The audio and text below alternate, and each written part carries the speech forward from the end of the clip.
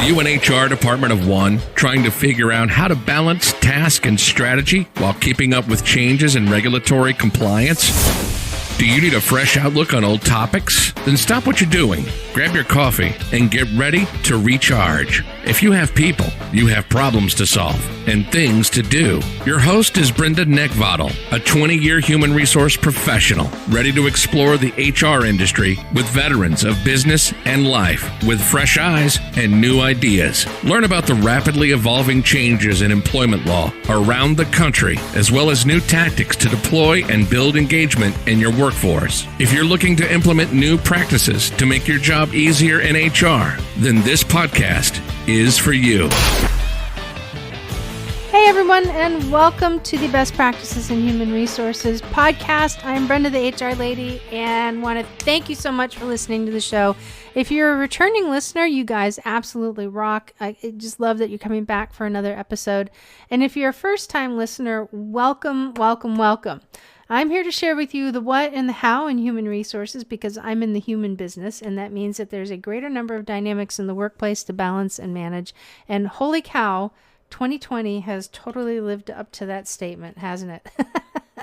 There's no place like home, let me tell you. Today we're going to share with you everybody's favorite poster updates. We've got some employment law changes happening across the nation. Today our main topic, we're going to be talking about don't rely on fast answers. And today I'm going to show you how you guys can get into the conversation. So before we start off, folks, the information that is available through this podcast is for informational purposes only and not for the purpose of providing any form of legal advice.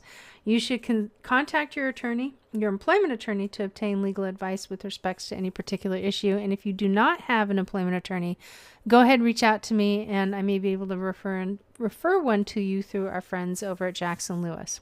All right, so everybody's favorite, poster changes. So we know poster updates have occurred for a handful of months. Over the next couple of weeks, we anticipate seeing more of that happening. So changes that are coming up for January 2021. If you are in the state of Minnesota, Washington, Vermont, Maine, South Dakota, Montana, Ohio, Arizona, and Florida, you guys have poster changes, all right? We already know that they're in effect. You get an opportunity to go ahead and order your posters now. Minnesota, Washington, Vermont, Maine, South Dakota, Montana, Ohio, Arizona, and Florida, right? What you want to do is go ahead, visit our friends over at Labor Law Compliance Center at laborlawcc.com. Use the code POSTERS2020, and you can get 25% off through December 31st. And they're an awesome group of people over there. They will not put you on a threatening marketing kind of campaign that'll creep you out or anything like that. They're very straightforward. They're good people. I've been working with them for a couple years now, and they're really totally A-game company over there. So cannot say enough good things about them. So get your posters. Stay tuned to these podcast episodes over the next couple of weeks because we're going to be giving you more updates. There's 50 states, and we've already seen 1, 2, 3, 4, 5, 6, 7, 8, 9, 10 already change. So we got 40 more that we get to sit and anticipate waiting to see what's going to happen. All right, so employment law changes that are headlines across the nation. Things that are changing. There's a couple articles out there that are really, really cool. Mandatory gratuities are not tips, but actually may qualify as commissions under the FLSA, and that has been ruled by the Fourth Circuit Court. So you may want to take a look at that. Also, the CDC has released information that the COVID-19 14-day quarantine period has in fact been adjusted and under certain circumstances, so definitely take a look at that. For federal contractors, the OFCCP has published the final regulation clarifying religious exemptions under Executive Order 11246, and the DOL has confirmed it will comply with a new court order that is taking place on wage rates. Also, for federal contracting, there's some update and some information that race and sex stereotyping notice provisions are now available for inclusion in your new contracts and your new RFPs. Over in California, the Division of Occupational Safety and Health Standards Board has issued the ETS guidelines for COVID-19 prevention plans. Over in Los Angeles, the county has adopted a public health council ordinance. Now, if you guys, I'm going to take a pause on this because I haven't talked about this for a long time. So if you're new jumping in and you're just learning HR and you haven't heard me talk about this yet, I want to share with you, I want to talk to you about what patchwork law is all about. Okay. If you just noticed that I went from a state announcement to a local announcement. And so not every state, nothing's ever uniform across the board. Okay. California is a perfect example of that. And so when we talk about patchwork, if you take a look at years ago when we changed the drinking age from 18 to 21, which, oh my God, 75% of my high school was so upset when that happened. It just kind of dated myself. But when it did take place, there were some states that had the drinking law set at 18. Some states had the drinking law set at 21. As a country, a law was passed where it unified it as age 21. Before that, with the various states, that's a really good example of patchwork law. Okay, imagine everybody has different patches of law. It almost looks kind of like a quilt if you think about it. So that's what that is. So patchwork law is not just from state to state. It also can include different patchwork that exists within counties, municipalities, and believe it or not, there's actually a street in Los Angeles, one street where I don't even remember what it is. It's been so long, but I remember thinking, oh, wow. So there is a street in a city ordinance in a county of a state that has something unique. Anyway, California employers are also now grappling with California's OSHA COVID-19 emergency temporary standards. Some updates on that. And California has also issued additional guidance on what paid data reports the state will now require. Clarification over in Colorado on the state's pay transparency rule is coming up and will be anticipated real soon. Also in Maryland, Montgomery County has amended and expanded its ban the box law.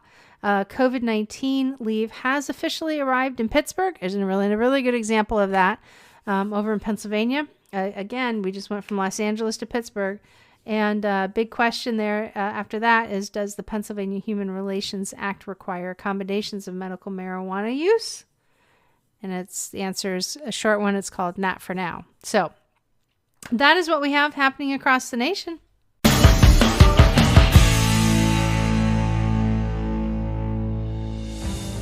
There are approximately 2,500 members of the U.S. Special Operations Community who transition out of active duty military service every single year.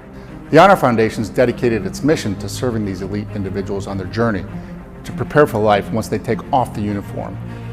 In the past few years, we've begun our own journey to reach this number, launching 3 physical campuses in San Diego, California, Virginia Beach, Virginia, and near Wilmington, North Carolina, along with a virtual campus to reach members of the community anywhere on the planet.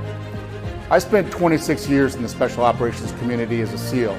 I graduated from THF's program, I served on the board of directors, and now I'm proud to lead this organization into the future to continue assisting these transitioning service members and their families.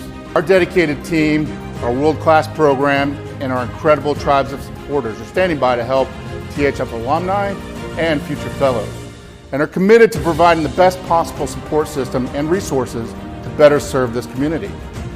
Our vision for the Honor Foundation is clear: to impact every transitioning service member from the U.S. Special Operations Enterprise through our programs and support, and to be a catalyst for overhauling the entire DoD transition program. It's a big task, but the community deserves it, and we're driving full steam ahead to make this a reality. If you've been inspired with what the Honor Foundation's done in the last 5 years, I welcome you all to join us as we craft the next chapter in defining what it means to serve others with honor for life.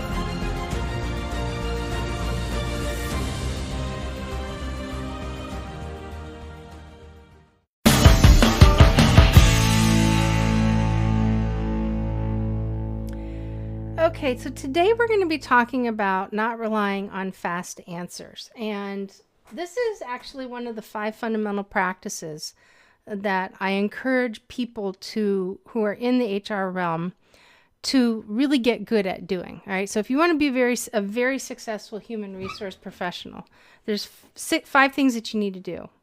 You need to take care of yourself so that you can take care of everything else. You have to remember that your boss needs you.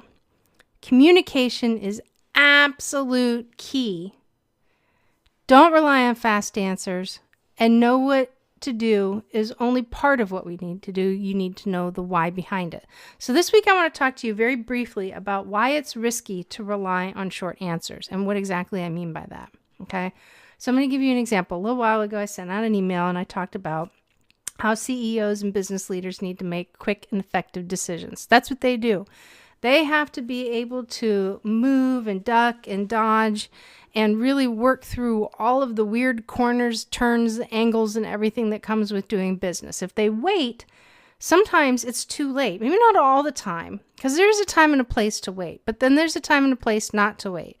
So if people, when they went through this pandemic and they, the first initial set of lockdown, if there were some people that kind of said, well, let's just see what happens over the next 6 weeks, a lot of those people wound up losing out big time. They lost money, they lost their jobs, they lost their employees, they lost clients, they lost customers, because if you recall, people were just trying to figure out how to make life happen and how to make life work.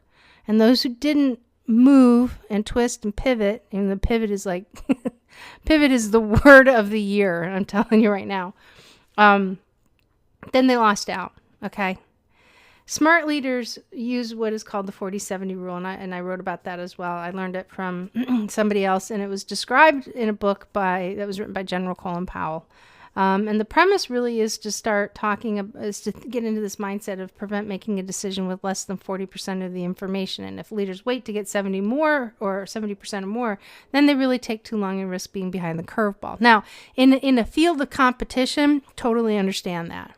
I get that. And you know what? I agree with it. I agree with it 100%. I think it's a really great thing to think, to keep in mind. And just even myself as a business owner, I'm constantly thinking, okay, when do I turn? When do I move? Do I have the right information? Do I not have the right information? Right? I'm constantly thinking in that manner. I wear 2 hats. I wear an HR hat and I wear, an entrepreneur's hat as well. But this type of thinking is really organic for entrepreneurs and strategic leaders. All right. This is just the natural way of doing things. All right. And they've learned how to make fast decisions. They know how to change course if a decision was a bad one. And that's the really good part. That's how successful leaders win in this game. Okay. But if they wait to get 70% or more for the info, it really can cost them their companies, their peace of mind, their sleep, costs a lot of money. But it doesn't work in HR. Having only 70% of the information to make a decision is not enough to make you feel comfortable that you really are mitigating potential costly risks. And you can sit there and question if you're placing the company in a position of executing with greater liability. Okay. And it's critical that you develop a strong working and trusted relationship with your CEO. You guys have heard me say that so many times, because sometimes you have to jump in front of that 40-70 train and actually prevent them from making a hasty decision. And this is an area that you actually need to really work and upskill on, especially if you haven't learned how to do this, or you haven't really necessarily seen it. All right. This is something that takes time and experience to develop, but there's something that you can do. And I'm going to give you the big tip and trick. All right. This is Brenda tip of the day, right? What you guys can do that is going to help you through this. And this is what I do. When I'm doing an investigation or I'm researching something, I look for the fail points in the storyline. Meaning, if somebody comes up to me and there's actually a specific investigation that keeps coming into my mind. And the story started out with 1 offender, 2 witnesses. Fantastic. Had a conversation with all 3. Actually put the offender on an administrative leave. He got to use his PTO, and I just controlled the environment, and I met with the 2 witnesses. And in this investigation, the 2 witnesses told me more about what the offender was constantly doing and who was involved. Now, some people would have just stopped there, and they would have only focused in on the issue at hand. But when I heard the offender did X, Y, and Z in front of Tom, Jerry, and Timmy, I didn't just stop right there. And I'm really glad I didn't stop right there. I went and I talked to Tom, Jimmy, and Timmy. And I sat down and I had an independent conversation privately with each one of them. And I learned more about what was going on. And then it led me to looking into the employee's computer profile, to where I found a bunch of very suspicious information, which led me to another source of, how should we say, professional law enforcement, where we had to partner together to determine whether or not this particular person was a risk of committing a crime. Had I only stopped with the two, is it possible that this person could have just simply been written up and could have done damage to the company? And the answer is, yeah, that's exactly what would have happened. However, I went past that. Anytime somebody said, yeah, and I know that he did this, I went and I confirmed it and I verified it with the person who was involved, with the people involved. And every time I went to somebody and I learned more, if a name was brought up in a situation, I would go research it and I'd come back. And I built this amazing picture of really what was going on. And all I did was sat there and I just asked questions. I didn't ask them questions about, how do you feel about this person? Do you spend time with them after work? I mean, none of that had anything to do with the behavior of this individual. And so that's what I did. And every time somebody unturned a stone, I looked under it. And then I started thinking, okay, so what do I need to do? So here's where I'm up against. Here's what I'm up against. And I go and I talk to the CEO. And then we'd start hashing things out a little bit. And I said, there's a couple things I want to look into. I would tell him what they were. And then I would go look into them and I'd come back. And I would say, I think I've got a pretty good understanding of what's happening. And here's the cool part. When I went and I talked to the offender, because I never investigate the offender first. I never have that conversation with the offender first. I just very politely tell them what's going on, treat them like a human being, and just say, hey, listen, you know what? We're going to have you stay home for a couple of days. Here's what's going on. A complaint has been lodged, and all I'm doing is looking into it. Now, I don't have anything definitive for you at this time. We're not doing anything other than the fact that I'm just going to have you stay at home for a couple of days. You can use your PTO. That's not a problem. And I will follow up with you this time tomorrow. And then the thing is that when you tell somebody that you're going to follow up with them, you got to make sure you follow up with them. Now, the person's already nervous and they're freaking out because they don't really know exactly what to think, or they may be freaking out because they're guilty. Nonetheless, they're working inside of their mind, which means that the clock is ticking. And you can't leave them in that spot for a long time, all right? You really have to follow an honest path on this one. So, a couple times he'd call. I wasn't available to take the call, but I followed up with him exactly when I said it was. And I just said, I can't talk about anything right now because I really don't have anything definitive at this point, but, I'm still looking into a few things and I just have some questions that need to be answered. You and I are going to talk. We're probably going to talk, not tomorrow, but the next day, simply because I'm still trying to, investigate. I'm looking into this. But when we talk, I'll be able to better understand what your position is because I really do want to know what your position is. And, even though he was nervous, it made him feel good. Even though he was in the wrong, and more than enough evidence to prove that he was in the wrong, made him feel good. But you know what it also did is it also armed me to walk into a conversation, keep everything open-ended, and have the same kind of open-ended conversations with him, and have him like, okay, so I need to understand what's going on with this. Can you help me understand this? And when I heard a different version, and I heard 3 different versions of the exact same question that I asked, I had already had all the answers because I had 6 confirmations of the same information. So I don't rely on short answers. Had I relied on short answers, people in this situation, people would have gotten hurt. it would have been a bad thing. It would have been a lot of public display of it, public view on top of this, and it just doesn't work. So you got to keep going. And the best thing and this is the thing that I do: ask, ask, ask, ask, ask, ask, ask, and then ask again. Not the same question though, all right? Just keep asking the questions, and the question is why, or what, or help me understand, right? And everybody, people who know me, this is funny. People who know me, and they know when I'm frustrated and I don't get what they're saying, I'm like, okay, help me understand. And they're like, don't use your HR voice on me. I get that quite frequently. I'm like, I'm sorry, but I'm confused. Dumb it down for me, will you? But that's the thing. If you rely on fast answers, you're going to miss opportunity, and you're going to actually, make some bad decisions. So there's nothing wrong with slowing the boat down. There's nothing wrong. Don't move it at a glacial pace, but there's nothing wrong with pulling back and reining in and making sure that you've really uncovered everything. If you guys have any doubt about a subject or something that somebody said or whatever, go get the clarification before you move forward. Be very, very clear. And you know what? The way you do that is in your mind. Put yourself in the mindset, if I have to explain this to a judge tomorrow, can I do it with full sentences, properly spoken, and will they get it? And if you can't answer that honestly as a yes, then you need to go back. You need to go back and get your facts and figures.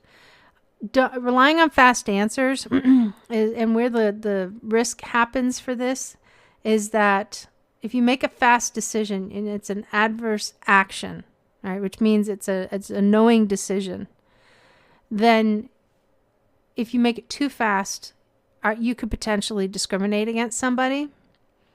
You could be, without even realizing it, putting the company in a position of retaliation, which, as we know, is like the number one thing to get sued for these days, especially in a COVID environment, because we know from the numbers that's the biggest case that is being filed is retaliation. Even if you didn't intend it, you can put yourself in a position where it just simply looks like it. And it could be one of those things that if it looks like a duck and it quacks like a duck, it's not a pig. It's just, and you didn't intend it that way, but it happens, and it's easy to do. It's very, very easy to do.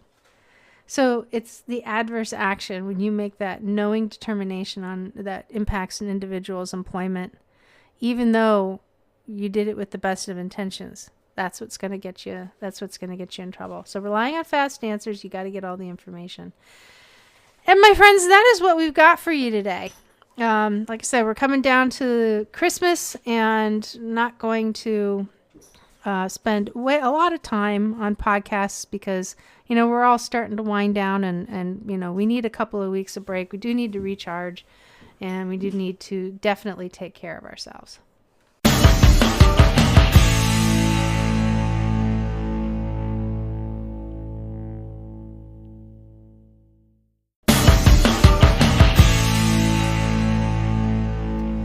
All right, you guys have been hearing me saying this time and time again, but with the increase of COVID cases on the rise, taking your care of yourself is now more critical than it is really ever. Honest. Where it's cold outside, and if you're down in the southern states, it's cooler. Up here, it's cold, and up north, it's really freaking cold. We almost had an HR neutral moment there, but we don't want that. But anyway, yes, you guys, you know what? We've got the increased risk of contracting COVID, but most importantly, that means that the more we work on our part, it equates to more drain on our system. And the more that we are inside, not exposed to people, our risks, even though, yes, we're social distancing, but our bodies, they are constantly adjusting to the environment, and the body is an incredible machine. And you need to do stuff to help you take care of you. So I want to continue sharing this. Remember, I don't get paid for any of this stuff, guys. I just know these things work. It's good stuff. I'm seeing a difference in my life, and I just want to make sure that you guys get tuned into it. So first off, I take the MASF plant-based multivitamin. Absolutely awesome. My second favorite thing to take is the Naked Warrior Recovery Immunity Booster. I love this stuff. I really do. Then I boost again. So I actually take the Naked Warrior Recovery Booster at night when I go to sleep. And I just adopted the True Lean immunity shot into my daily habit. Haven't really quite gotten my groove and my rhythm. I do at least around noon. And then I do the immunity booster at night. I actually replace one meal now with the MASF Smashing Greens. 2 if I start fasting. And then on those days where I really need to just to get something to satisfy my cravings, I jump on and I do a dose of Super Greens from the Naked Warrior Recovery team. So if you'd like to learn more, just go ahead and follow me on my social platforms where I periodically share this information. You can go back, look at the history and link over. But it's that little formula right there has really done a significant amount for my health. And even though I clear my throat, like I just did now, when I eat, I just seem to have to clear my throat. It's just what happens. So it's hard to believe that 2020 is almost over in 15 days. Some of you are saying, hallelujah. Because to me, it still feels like it's March. And it feels like the coronavirus has still just kind of arrived. And maybe that's just because of all the stuff that I get to deal with on a regular basis. But I feel like we've been talking about 3 things this year: how to deal with COVID, the PPP, and leave pay. That's it. That's absolutely it. But we know that there's so much more. And that has to happen in spite of this pandemic, in spite of the crises that impact our business. And we still have to adhere to compliance and come up with a strategy in order to get it done. January 21st at 1 p.m., we are launching our new HR Compliance and Strategy Mastermind. Now, what is a mastermind, you might be asking? It's a phrase that was coined by Napoleon Hill. And it's really when a group of people come together with a common set of objectives to work and achieve great success. Right? And I apologize. Somebody has a new bone for Christmas, so you hear all this clanking in the background. It's an awesome program. Right? And we're going to spend the next 12 months participating in 4 quarterly mega sessions and weekly Q&A sessions where we actually walk through a full year of compliance requirements, and I share with you how to implement them with HR strategy. Okay? So we're going to do a deep dive into the tactical side of HR for 12 months and help you create your strategy on accomplishing your compliance requirements. Now, next week, I'm going to be sending out invitations to bring anybody who wants to, see what this is about, bring you guys in on a mastermind sit-in for free. Okay, so you can actually see what a mega session is going to look like. And we're going to talk about a real HR compliance requirement. I almost tried to put 2 words together there. So that you can also get the benefit of walking away with helpful information that may come up for you in January. So if you'd like to get in on that, please make sure that you jump on my mailing list by this weekend so that you can take advantage of the information that is coming out in this free session. Even if you decide not to do the mastermind this go around, that's fine. I want you to be successful no matter what. And like I said, this compliance issue that we're going to be talking about will surface possibly in January. And you know what? Gives you guys an opportunity to get ready for that. So jump in and you'll find out more, and we'll get you in and you can actually experience a mastermind sit-in and see if this is something that you might be interested in. All right. We're here to help you guys improve and knock out the stuff that you have to knock out. So as promised in earlier segments and earlier podcasts, and it has been going like hotcakes, man. The best HR planner on the planet is out. It's available for purchase. We've already almost sold out, and we're going to be reprinting again. So if you would like to take advantage of getting a head start on the new year, get ahead of the game by ordering your copy, and you can also get 15% off by using this code HRPlanner21, HRPlanner21 until December 31st. Christmas is coming, and if you're an HR champion, gift yourself or send one to a friend, who could be potentially struggling, because there really is no better time than right now to extend a helping hand in this challenging world, because look, HR still has to function even if COVID is wreaking havoc. And not to mention, part of that deep dive that I mentioned about in the mastermind is going to include the planner as well. So we're really going to take that information and we're just going to absolutely just tear it apart and really help you figure out how you have to do all of these things throughout the year. It's going to be fabulous. I am really, really, really excited about doing this. We've already got seats that are filling up. It's great. All right. So you guys know I absolutely love it when you send me HR questions. You can submit your question on BrendaTheHRLady.com website. And by clicking on the podcast link from the menu down towards the bottom of the podcast page is a submission form for you to post your question, which may be read and answered on an upcoming episode. And if you hear squeaking in the background with crinkle paper, somebody's got a new dog toy that he got for Christmas. So yeah, he's focused and he's not bothering me. So we're going to keep on plugging along here. All right, so the question is that we have an employee who is eating food from the break room refrigerator that belongs to other employees. How do we deal with this? Well, believe it or not, this happens, and it happens more often than people realize. As a matter of fact, there was a big Friends episode about it, too, when Ross had his Thanksgiving sandwich eaten by, I think it was his boss. And it's absolutely hilarious. But it's a real thing, and people get very upset about it. And rightfully so, because somebody's taking something that doesn't belong to them. It's a very simple conversation. It's like, look, dude, stop doing this. It's you're stealing from other people. You're taking food away from them. It's not yours, and it needs to stop. It's as simple as that. And what happens if they don't stop it? More than likely they will, because they got caught and busted. But if somebody is a prolific thief of the break room refrigerator, you know, you have the option to consider separation, and there's nothing out there that protects people from eating food that's not theirs. So it's just a very straightforward conversation. It's like, look, just stop. Just stop. Just go get your own food. Don't take advantage of other people. You wouldn't like it if somebody would do it to you. Why are you doing it to somebody else? All right, folks, Next Gen Women in HR Community. Again, having real conversations in real time with real people. We got some pretty spectacular people that have joined recently. And it's so cool to see people getting involved and sharing information. And the group is just growing. You know, we're going to be 300 members strong here in the next couple of months. It's just fabulous. I can't wait. And, you know, then in the next several months, this thing is just gonna grow. We're knocking on the door of our first year anniversary, and you know what? We've come so far from where we were a year ago. I cannot wait to see what this next year is going to look like. It's going to be fabulous. They're an awesome group of women and men, and we're growing strong, growing fast. I can speak for the groups and share really that we'd love to have you guys join us and get in on the conversation.